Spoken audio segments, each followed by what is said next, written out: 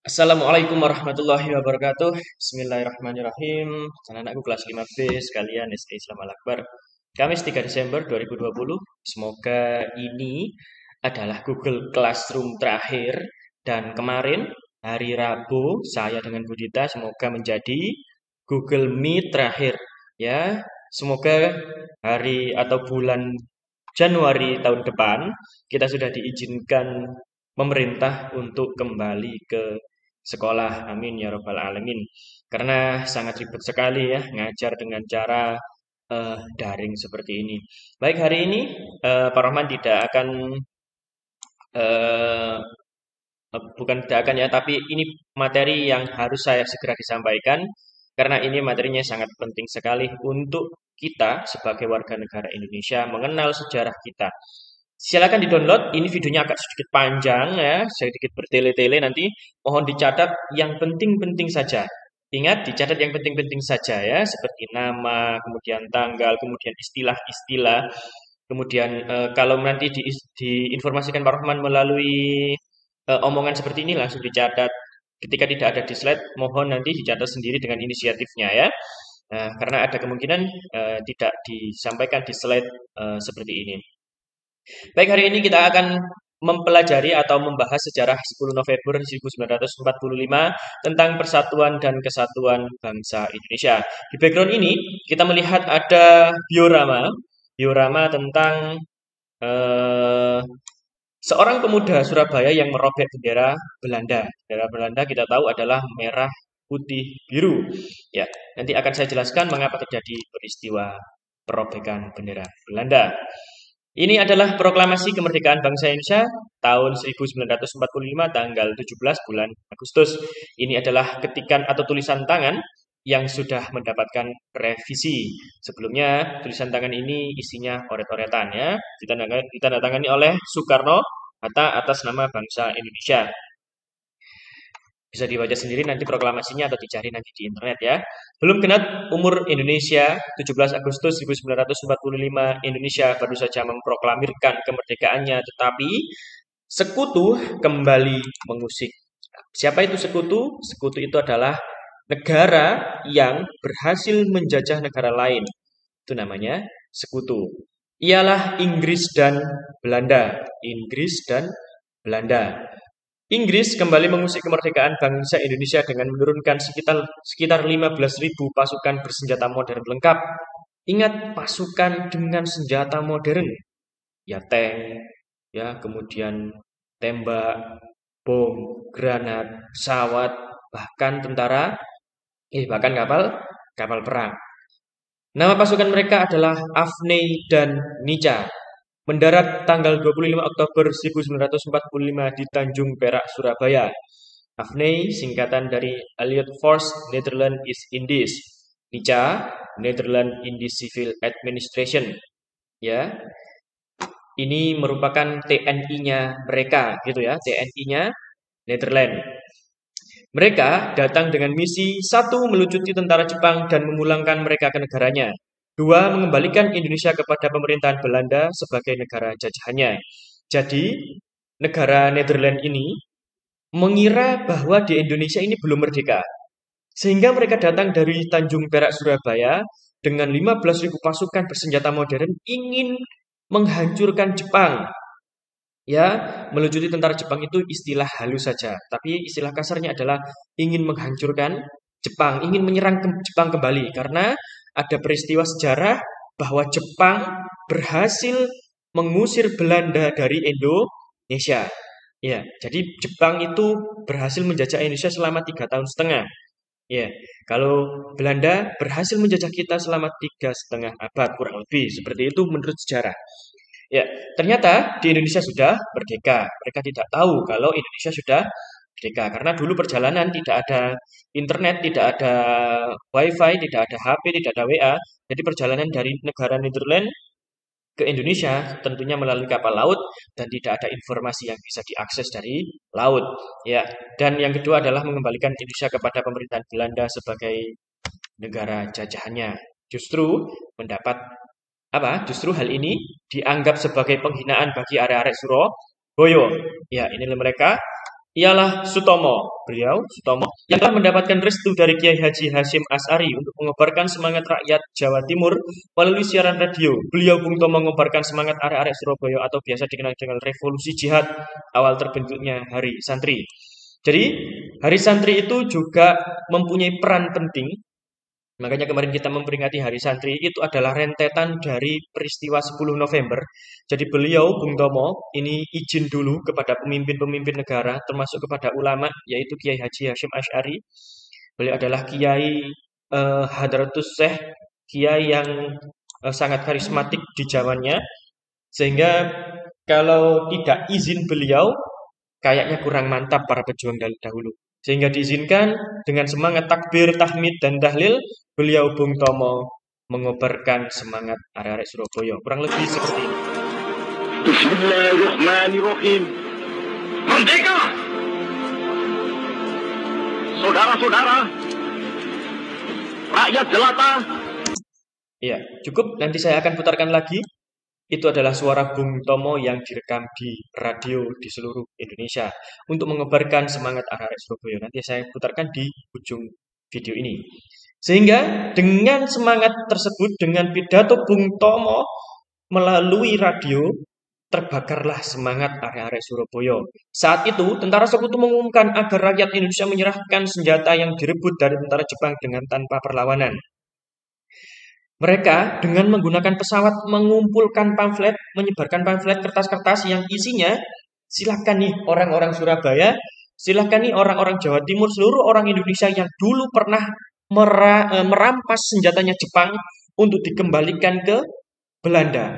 Ya, jadi diserahkan tanpa perlawanan. Tetapi hal itu justru semakin membuat marah arek-arek Surabaya dan Jawa Timur. Loh, mereka setelah mendapatkan pamflet dari pesawat ini kan menurunkan kertas ya, disebarkan dari atas gitu, disebarkan kertasnya, tulisannya untuk menyerahkan senjata. Mereka justru yang tidak punya senjata berbondong-bondong memotong bambu, ya. Mereka yang dulunya tidak punya senjata api, mereka berinisiatif membuat senjata dari bambu. Bambu itu diruncingi, ujungnya dibuat lancip ya. Di Surabaya kan ada itu tugu monumen bambu runcing ya. Di Jombang juga ada monumen bambu runcing karena memang perjuangannya tidak hanya di Surabaya, tetapi seluruh Jawa Timur, terutama dari Jombang, Mojokerto dan sekitarnya. Karena ini adalah perintah dari Hadratus Syekh Kiai Haji Hashim Asy'ari. Bambu-bambu itu diruncingi kemudian dibakar ujungnya. Ya, setelah itu mendapatkan doa dari para ulama kiai yang ada di sekitar Jawa Timur. Jadi mereka punya semangat jiwa santri, ya, semangat mereka untuk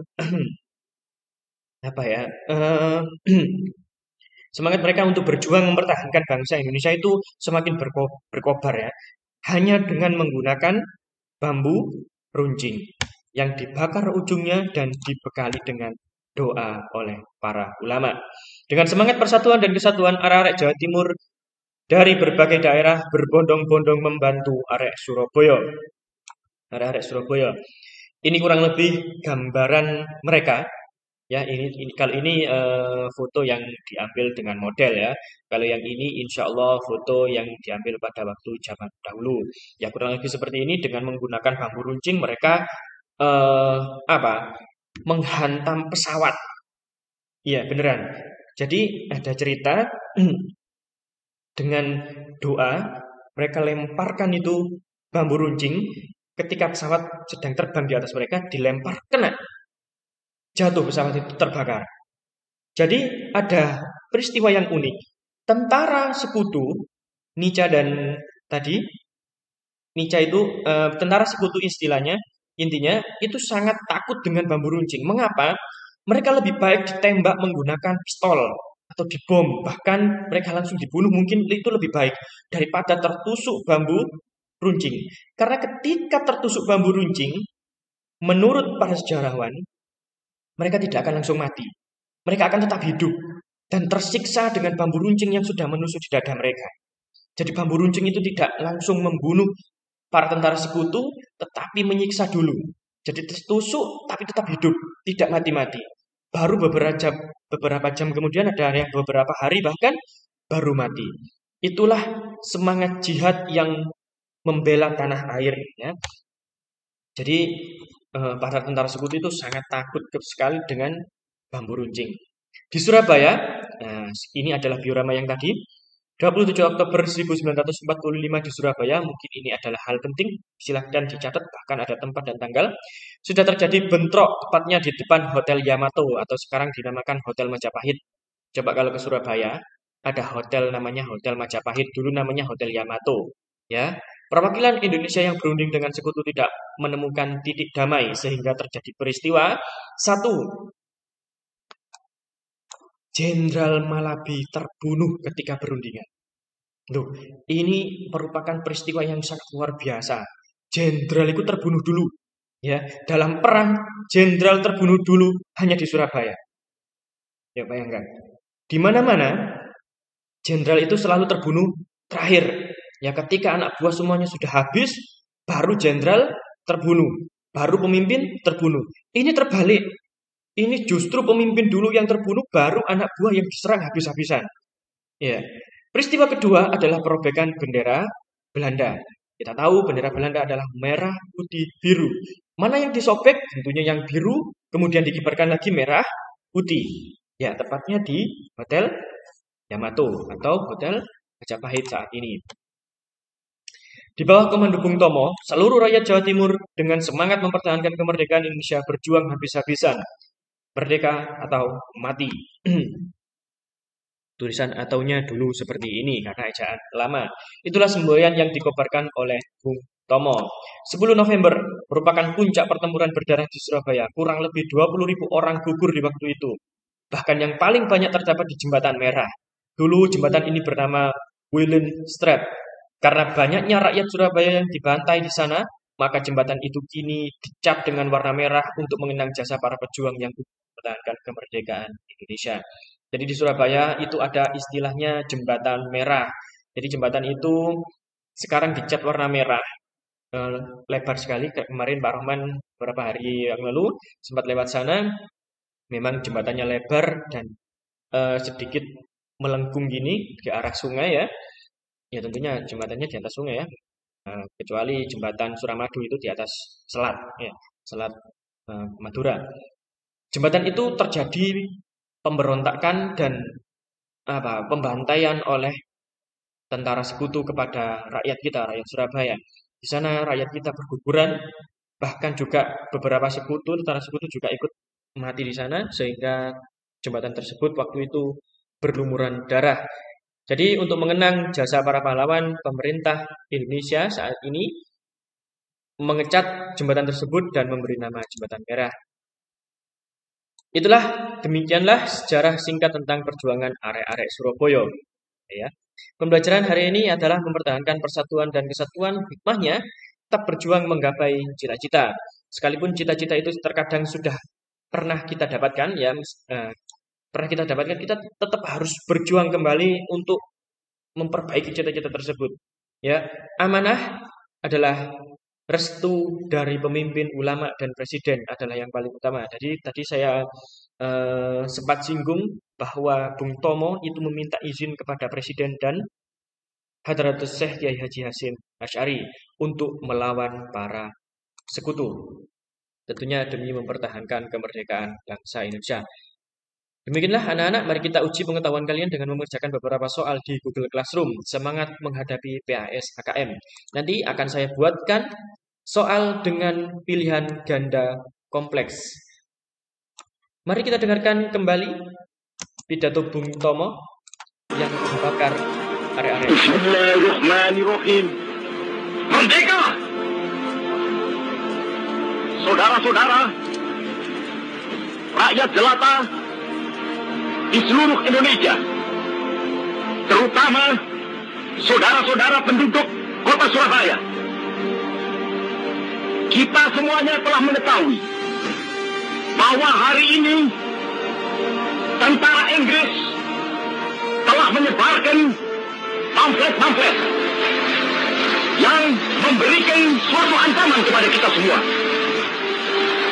Kita diwajibkan untuk dalam waktu yang mereka tentukan menyerahkan senjata-senjata yang telah kita rebut dari tangannya tentara Jepang.